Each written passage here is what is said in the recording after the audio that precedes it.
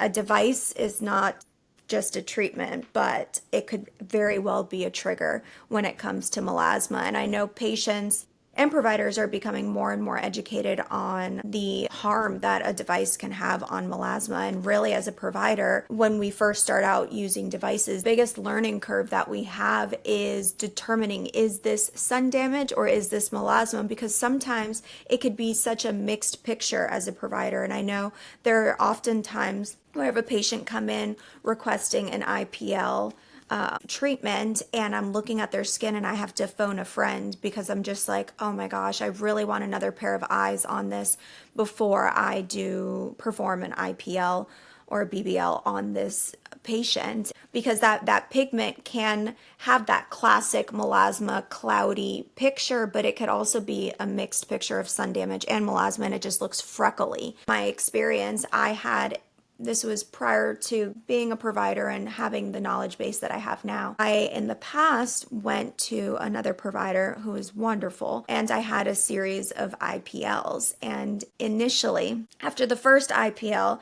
it looked great. After the second IPL, it looked great for 2 days, and then all of a sudden, my melasma was 10 times worse. Within 48 hours, it was 10 times worse, and it took a full year of heavy topical skincare regimen to kind of calm it down. I was that classic patient that wasn't properly diagnosed. The provider thought it was sun damage and it was melasma, and it ended up worsening times 10 and taking a full year. So you're absolutely right in some devices being a trigger versus a treatment. Can you speak on a little bit more about what devices in your experience you have found to actually be successful in treating melasma, if any? Yeah, look, I think your story is so common. We Oh, hear it all the time, and sadly, most providers using these devices are not well trained in all the different forms of pigmentation that people can have and the triggers and how to treat them differently. So you do need to be very cautious, and I love it. I love it that you phone a friend, because not enough people do that. Not enough people actually admit that they're not sure. And sadly, in the industry, we know that people will kind of say yes to the quick dollar rather than necessarily do the right thing and make sure that they, are not going to cause any harm first. So, look, as a general rule, I think if you've got melasma, stay away from devices. That's the best approach, is to not think of devices as the best option to treat your melasma.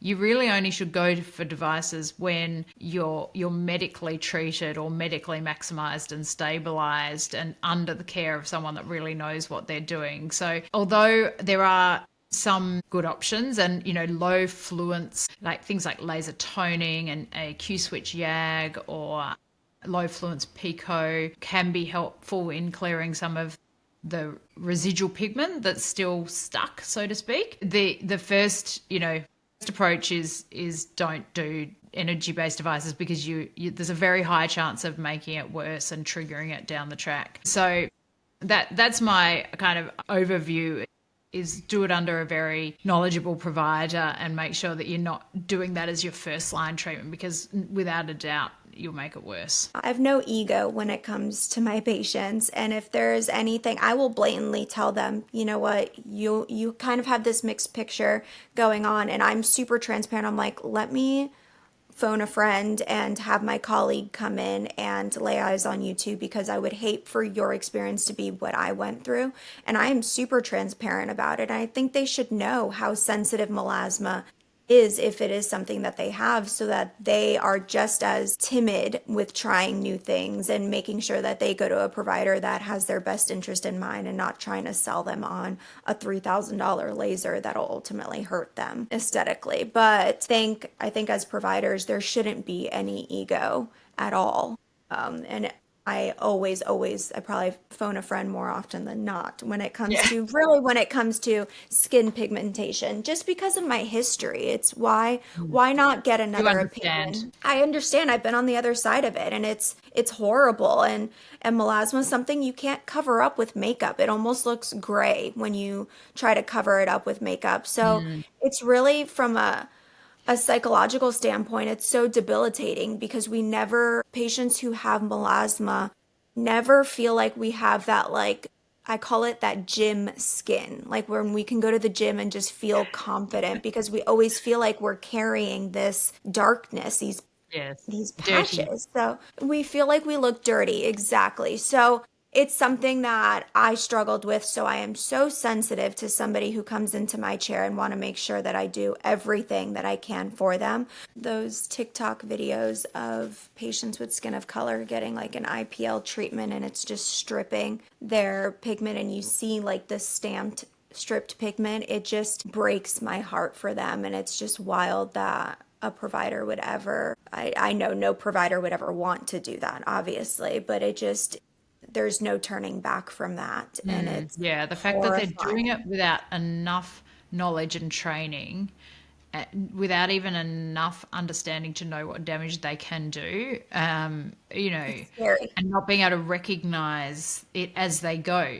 It's mind blowing and it's very sad. And I know you can't choose treatments based on the device or the laser or, so many people are like, what do you think about this device? What do you think about this laser? Should I have this? Should I have that? It's like, don't ask what device you should have. Ask what person you should go and see and find someone highly educated and trustworthy and then who can actually assess your skin and then educate you about the pros and cons of different options for your skin. It doesn't matter what devices they have necessarily. It matters that they know exactly how to use them because any single device can do absolutely nothing for you. You might as well just, splash some water on your face. That's what the difference is. Or it can give you lifelong permanent scarring. And almost any energy based device can give you that whole spectrum of nothing to permanent scarring. So don't ask me what device to use. Ask me who to go to and how to pick your provider because they are the person that's going to determine where you are on that spectrum of throwing your money down the drain because you ain't getting nothing versus giving yourself a permanent problem that nobody else is going to be able to fix for you in your life.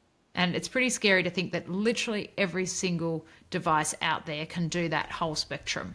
And You're so and the right. person you're putting your, into is the one who's going to determine whether or not you're chucking money. I'd rather chuck my money down the drain, of course, than end up with permanent scarring.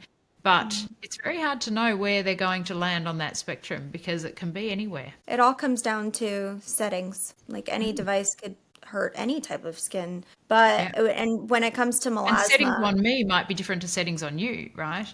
they Because, they will be. Yeah. you can't even just go, well, I know the settings. You have to actually know skin. And it's so interesting because I always circle back to me only because I have very fair skin, but I almost internally have like a Fitzpatrick 3 because of my ethnicity being Hispanic, my history with melasma. I almost need to be treated like a patient with skin of color. But at first glance, a Absolutely. provider would come to me and be like, oh, you're fair skinned. I can do any device on you, but it's the complete opposite. So you're Mhm. so right. It's not just everybody thinks Pico is safe. Like that's like just the tagline, like melasma equals like Pico. Yeah, And you hear that just blanket statement of like Pico's safe to do on melasma, Pico's safe to do on melasma. It may not be safe to do on melasma not if you don't always. understand skin and the settings, and it could be really harmful. So you're absolutely right. Don't ask me what device. Ask me about my settings. Ask me my skin knowledge. Ask me my history with this device. Ask me any other question other than is this device good for melasma? You're absolutely right.